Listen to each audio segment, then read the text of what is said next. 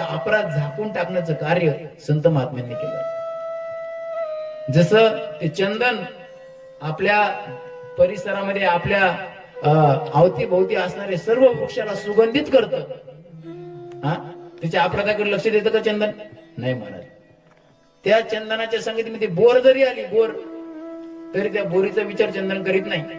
ही bore आहे, हिचे फळ आंबट आहे, हिला काटे आहेत, ही टोचणारी आहे, ही माग वाढणारी आहे. चंदनाच्या अवतीभोवती असणारे जे झाड आहेत, चंदन त्यांना सुद्धा सुगंधित्व करतं. त्याचा विचार करत नाही की हे काटेरी आहे, याला काही फळ नाही, याचं फळ आंबट आहे, हे दुष्ट आहे, असं चंदन विचार करतं का? नाही. संताने सरता केलो तैशा परी, चंदन ते बोरी व्यापी.